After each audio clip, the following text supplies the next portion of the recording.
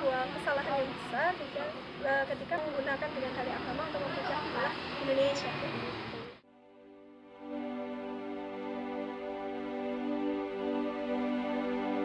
Terus kula wong cilik lho.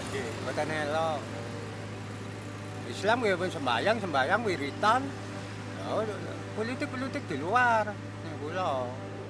Kayak dari perkataannya gitu loh, dia kayak nanya tentang agamaku, terus itu dia kan Tuhan nggak beranak kayak gitu, jadi kayak menjatuhkan agamaku gitu loh. Maksudku ya ini kan agama kami, tentang pemahamannya kami, tentang imannya kami sama Tuhan. Ya kamu kalau beda dengan kamu ya udah beda.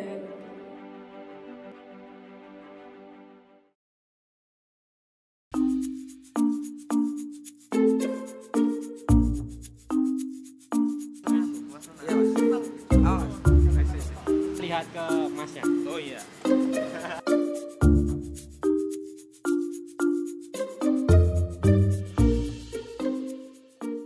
Nama saya Dede Atolah.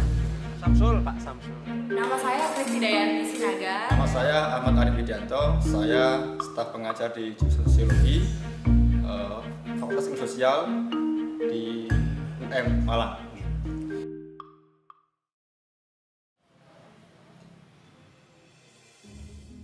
Ya mungkin kalau misalnya isu-isu kayak gitu kan yang memecah belah Indonesia gitu kan, kita sebenarnya harusnya dulu gitu kan isu-isunya seperti apa, karena sekarang kan memang banyak sekali pergolakan terkait agama itu gitu kan, jadi memang kita harus tahu dulu gitu kan isu tersebut seperti apa, misalnya memperalatnya itu seperti apa gitu kan, bukan akhirnya kita pukul rata gitu kan semuanya ini salah atau seperti apa, jadi benar-benar harus kita detaili per faktanya itu.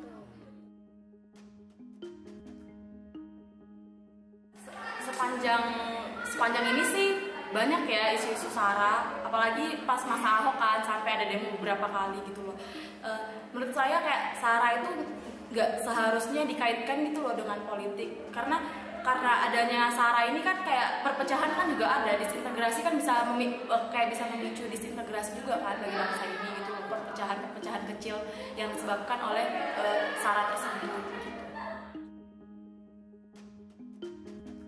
Menurut saya sendiri sih Mas, kalau masalah agama itu seharusnya jangan terlalu permasalahkan. Kita itu harus toleransi loh Mas. Kalau kita nggak toleransi sama agama lain ya, kan Indonesia ini negara yang kepulauan, terus banyak agamanya juga. Secara resmi ada berapa agama kita di Indonesia. Kalau misalnya kita tidak menerima perbedaan tersebut ya apa jadinya Indonesia Pak? Indonesia mengalami tantangan keberagamaan dan tantangan keragaman yang sangat kuat sekarang ya, terutama menjelang tahun-tahun politik 2019 saat ini. Kita dapatkan pada sebuah fakta bahwa sentimen primordial sekarang mulai menguat. Hal itu ditunjukkan oleh beragam aksi intoleransi yang kemudian bisa memecahkan persatuan dan kesatuan bangsa Indonesia. Kalau kita melacak sampai ke akar menguatnya isu SARA di Indonesia, isu itu memang dihembuskan oleh media. Cuman kalau kita melacak ke akarnya, sebenarnya ini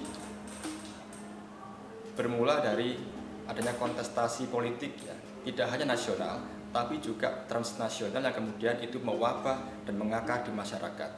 Nah, kalau kita melihat perkembangan global saat ini memang sentimen-sentimen etnis, sentimen primordial itu coba dihembuskan di masyarakat, ya kan, agar mudah untuk memetakan kelompok-kelompok di masyarakat, mana kelompok A, mana kelompok B, dan mana kelompok C. Dan ini akan menciptakan relasi out group dan in group, di mana dalam relasi itu kemudian ada batas, ya, ada batas antar kelompok itu sehingga tidak bisa saling terbuka dan justru cenderung sangat eksklusif terhadap kelompok lainnya. Ya kurang tahu juga ya Mas, tapi saya tuh lihatnya tuh dari sosmed, dari Instagram, dari timeline-nya di Line gitu, dari berita di TV juga banyak yang kayak gitu. Jadi menurut saya, jadi kalau dengan alasan kebencian semata, lain lagi bisa jadi itu, mohon maaf ini dugaan saya semata, ada unsur-unsur kepentingan. Karena pribadi saya pernah mendapat satu pelajaran di mata kuliah, itu ada satu yang disebut politik identitas.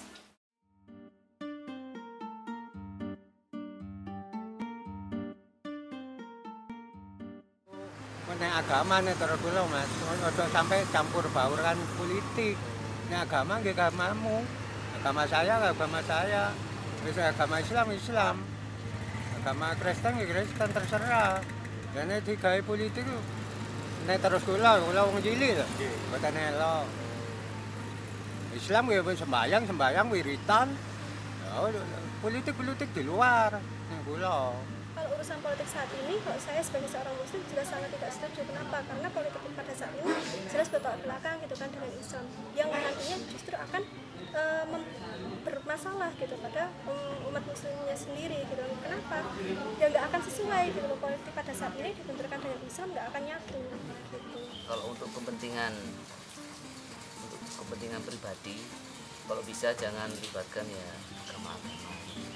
Misalnya ya pejuang yang memperjuangkan agama itu dulu ya mati-matian perjuangannya bertahun-tahun sampai menyerahkan hak-hak pribadinya sendiri, baik itu harta maupun keluarga juga ini.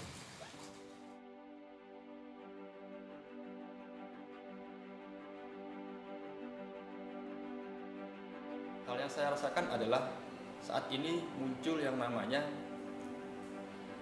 ketakutan terhadap kelompok keagamaan tertentu, dan muncul yang namanya hate speech, muncul yang namanya vigilantisme, ya kan? Muncul yang namanya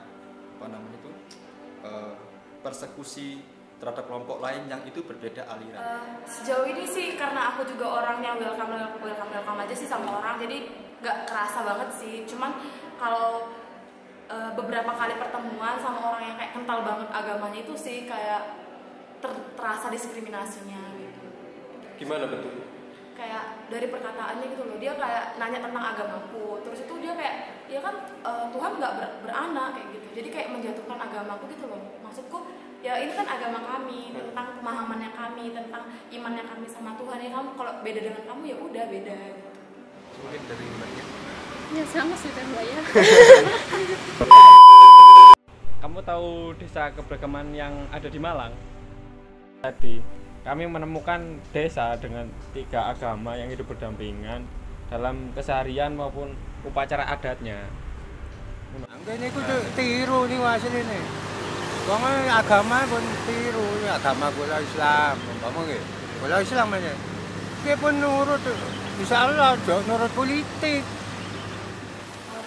Sila pertama kita adalah ketuhanan yang Maha Esa, ketuhanan yang Maha segalanya. Jadi bahkan pernah saya mengutip satu lagi, negara kita adalah negara yang beragama, bukan negara agama. Jadi negara kita adalah negara Pancasila. Pancasila mengakui semua agama dan mengakui dan menghargai beserta menyatu padukan semua perbedaan. Patut dicontoh buat seluruh masyarakat Indonesia. Soalnya ya dengan menerima perbedaan kita bisa menyatukan sesuatu. Jangan mencari perbedaan, kita nyari persamaan. Kalau nyari perbedaan pasti nggak bakal ketemu, Mas.